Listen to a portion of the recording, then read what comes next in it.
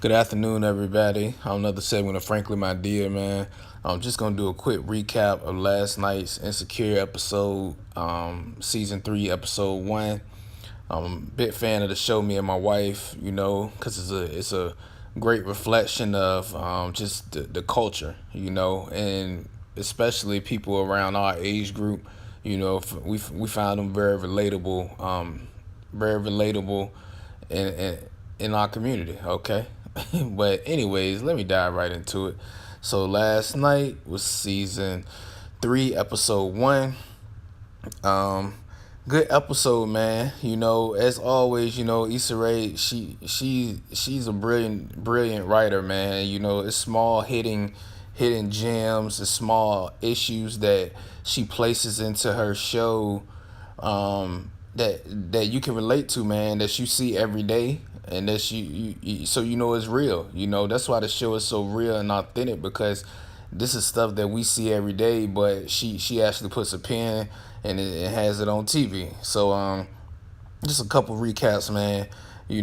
Just some things. I'm not gonna hit on everything. Like even the beginning of the show, Daniel, getting it in. She's standing on his couch, things of that nature. I'm more so gonna touch on just some of the things that stood out to me specifically. Okay, so it might not be everything that was in the whole episode, but these are just the key things. So first thing is, so I don't know if anyone watched already, how I'm not even gonna talk about relationships right now. I'm gonna talk about how Issa, of course, has been demoted at her job. She's been told, that she can't work in the field anymore until she proves herself again. After the situation that happened on last season. So it looks like her partner was promoted. Of course, we see this thing all the time. But my bigger issue was, it was just a perfect reflection of how, you think people, your coworkers are tight and your friends, and they really won't go to bat for you. Basically, she told Issa, all Issa was asking her, can you get, she wasn't even asking can she get back in the field. She's more so just asking, can you get an idea of if I'm gonna be back in the field soon. Just so I can know that what I'm doing, that the work that I'm doing is actually getting me somewhere. That I'm slowly getting back into the boss's good graces.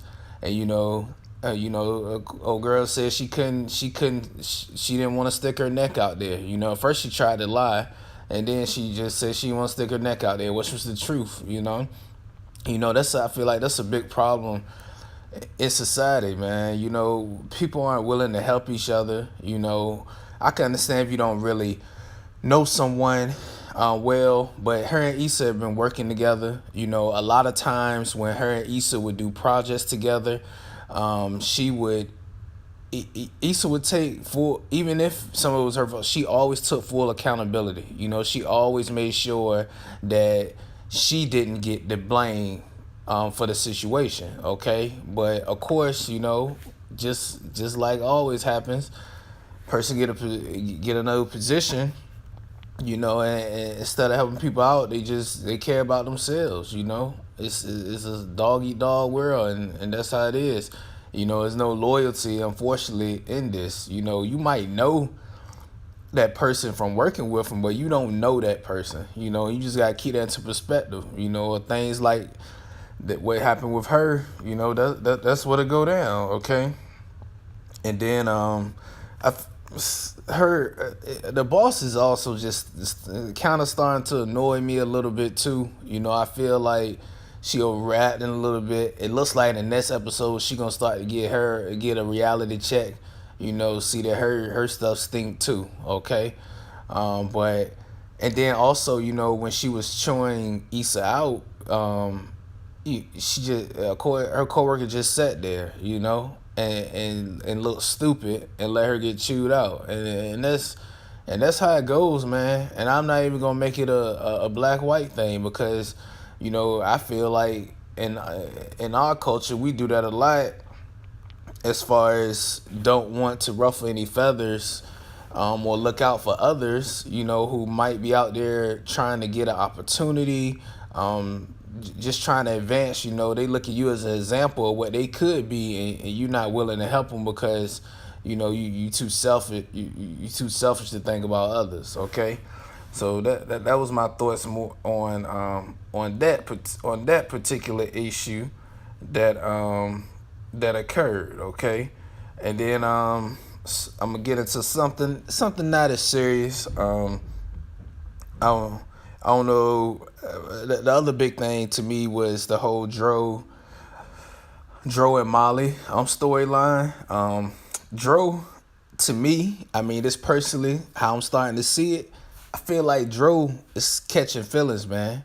I mean, I don't know if it's just me, but to me, it seems like Dro's starting to catch feelings a little bit. Um, when him and Molly, after they had one of them nights that day when she told him, I was proud of Molly. Actually, I was disappointed when I saw who head was down there, but then the next morning, I was actually kind of proud of Molly, man. When she told him, we ain't gonna be catching no feelings. This is what this is, okay? She pulled his card. This is what it is, and at that moment, I noticed the way he was looking, how he was chilling. He got comfortable. But I also think he's starting to catch a little feelings for her, okay? Another way I saw the feeling, even when he was saying it was they should celebrate. After she told him it ain't like that, but Molly is to blame for some of that as well. She allowed him to get comfortable, and use her in that sense.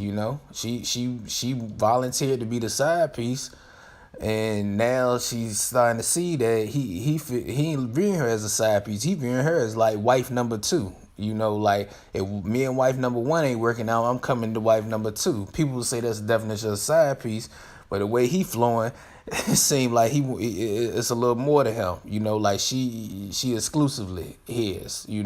Exclusively his second one. Okay.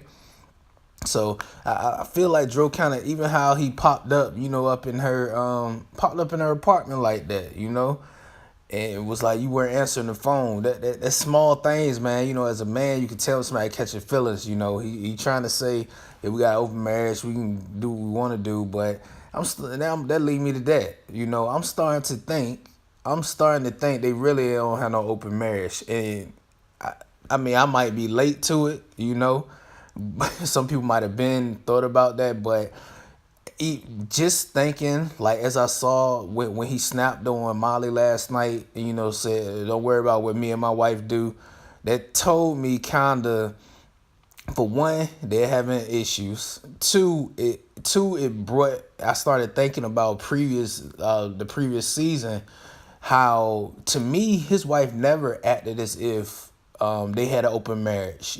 She never came across that way. She came across like she was all into him and exclusive to him. That's how I viewed her. I don't think it was no open marriage. I think he used that. He ran game, but now that he see Molly is flipping it, Molly running game, he's starting to catch feelings, like I mentioned earlier. And when she called him out, he was so used to Molly being messy and her having her issues. When she called him out and included his wife, because she kept it real. If your wife, y'all had an open marriage, y'all messy, basically. And he ain't like that. And you saw how he leapt to the defense of his wife, which, like I said, told me they really ain't got no open marriage, okay? But that was something else that stood out to me. One other small thing that stood out to me was when the girl, when he said Lyft, they were doing Lyft party, and they picked up the two young girls, man. And what stood out to me in that was just something seemed very subtle, but it's something that stood out. It was that how when they were on Instagram, they were assuming that these people on Instagram had a certain status because of a damn picture.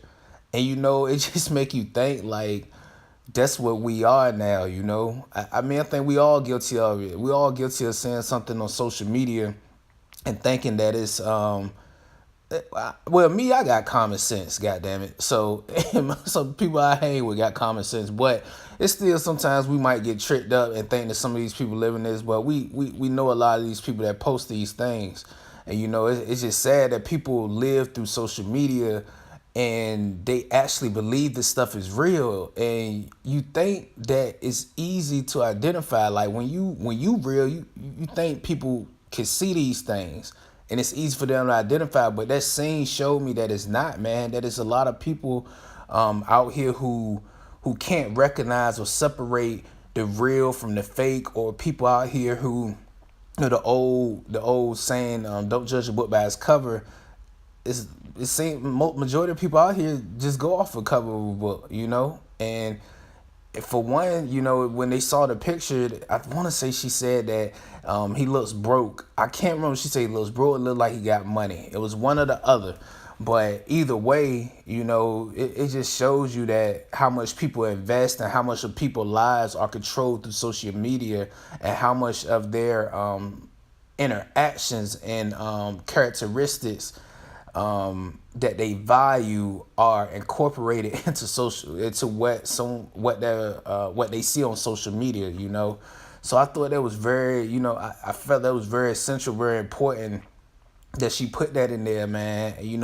Like I said, she's just very brilliant at putting small details in her episodes that make you think, and just kind of like a mirror, man, like on the culture, man. And it's not even criticizing the culture really, because she participates in it. But I mean, like, I'm not faulting anyone who does that, but it's just showing you, man, that what society is now. Society is social media. Society is putting on the front. Society is, if you can put on because most of the time on social media, these people don't know you. You got random people who start following you, so they don't know you. So you can create a whole new person on on Instagram or Facebook, and become a new. But anyways, man, that's just my good first episode. Still had some funny things in it, like the car fight. It was just good, man. It's always good. I'll be coming at you all weekly with recaps, but like I said, the recaps won't be full episode recaps. It'll be things that stood out to me, that I noticed in the episode. But man, if y'all like these recaps, I got other things on my channel as well. You all just hit the subscribe button, like button, comment. Let me know what you all think. Like I said, make sure you guys hit the subscribe button. I'll be back at you next Monday with another recap of episode 2. 1.